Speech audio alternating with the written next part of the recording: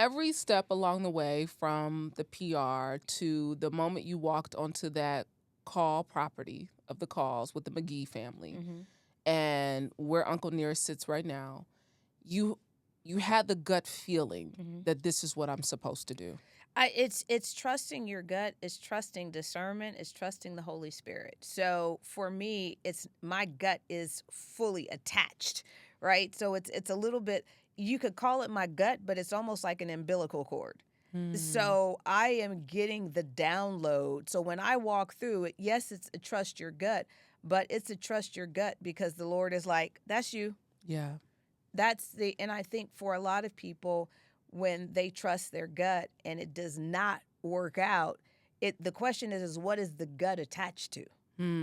If the gut is attached to your mind's eye, well, there's a really good chance that gut is a little off. Yeah. Because I think that there's so many people who looked at you when you first started and like, thought I was crazy. You are insane. Listen, when we announced, so we came out July 19th, 2017. By the end of 2018, we were announcing that we had purchased a 300, and at that time, it's a lot bigger now. It was 270 acres. Now it's 458. But at the time, 270 acre property to build Nearest Green Distillery, that we were building out a $50 million distillery. People thought we were, when I say nuts, absolute nuts, because the brand was a new brand and the failure rate is over 99%. And so it made no sense to people. I even had investors that said, Fawn, this doesn't make any sense. So many of the whiskey brands, bourbon brands, they don't have home places. But what I understood is there would come a point where I'm in the press every day, my company is building, my brand is growing, and it would be too easy to kill my company if it didn't have roots. And so I had to set up roots. I had to plant those roots very early on because I knew that I would have a target on my back. I mean, target on your back, because when you think of Black people, people of color who enter into the spirits game, I mean, the survival rate, most companies are eaten up by the larger companies. So the survival rate of any race and of any gender is not even 1%. So that is just, let me tell you the difference is that we give up. That's the difference. I had a woman stand up at one of the Love and Whiskey, African-American woman, I think it was in Houston, and she was talking about how she's in country music and how hard it is in Nashville and how difficult it is for a Black woman. And I let her talk for a while and I said, listen, I got to just stop you. Every successful country artist has your exact same story. Yeah. So if you don't succeed in country, it's because you quit. Garth has the same story. Alan Jackson has the same story. Like, everybody has the exact same story. You come into our industry, it's the same thing. Everybody has the same challenges with the distributors, the same challenges with... Everybody has the same challenges. The difference is every time we quit. Yeah.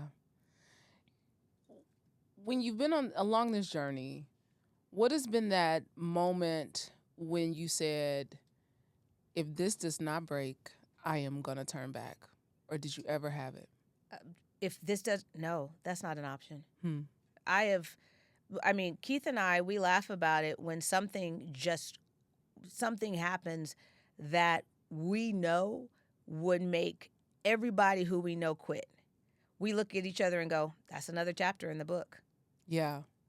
All of this stuff, I cannot wait for 20 years down the line, whenever it is, that we actually write the book of how this was built and we include everything.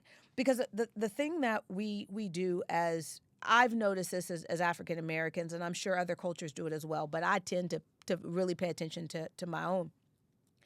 What I've noticed is when we're having enormous challenges, we'll share that in real time. That is not the time to be having conversations about the challenges with anybody but God and your closest confidant. Why? Because that person, the challenges are usually capital related, and that isn't a race issue. That is an Money, entrepreneur issue. You know plenty of entrepreneurs that are white, and if you ask them the biggest challenge, it's capital. Capital is the challenge for entrepreneurs in general. And so when we start talking about the challenges we're having in real time, we don't realize what potential investor is losing confidence the more we run our mouths. Oh, that's so good. It is. I watch it over and over again, and I'm specifically watching one particular entrepreneur that is amazing. Everybody loves this person. And now everything is around is like, this person's having all these challenges. Too many people know that. Why do so many people know that?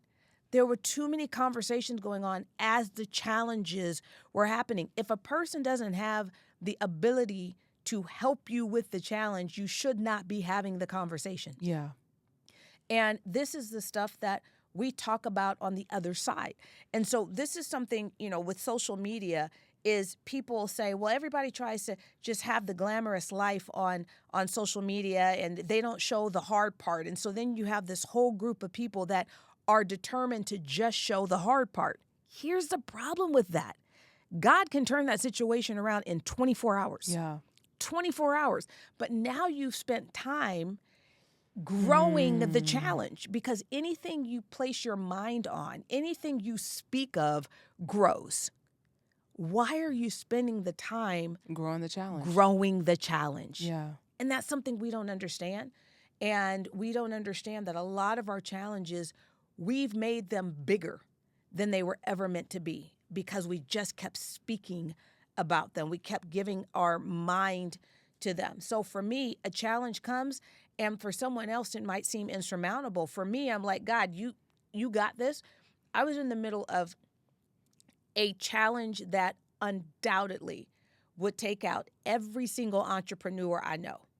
And the Lord so clearly said to me, move on from this one, because I've got this one. This is your next challenge, and you need to be prepared. I'm in the middle of the current challenge that would wipe most people out. And the Lord is like, I got this one already. I need you to move on, because the next one is coming.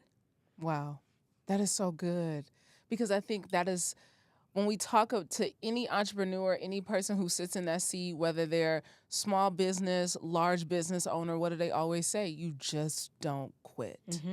And that level of determination gets you to build a business of this magnitude in the last decade. There is literally no difference between most entrepreneurs that succeed and most that don't. At least the ones that came into it with a solid business plan. Let's at least start there, right? Yeah. Let's assume that's the foundation. Yeah. But once you have that, once you have a product that is great, you have a solid business plan, there really is no real difference between those who fail and those who succeed, other than the ones who quit in between. Yeah. Hey, Vault family, thanks for watching. If you enjoyed this clip, make sure to check out our full interview on our channel at Vault Empowers Talks. We don't just scratch the surface. We dive deep into the lives of some of the world's most influential leaders and change makers. Don't forget to like, to comment, and be sure to subscribe for more inspiring conversations. See you next time.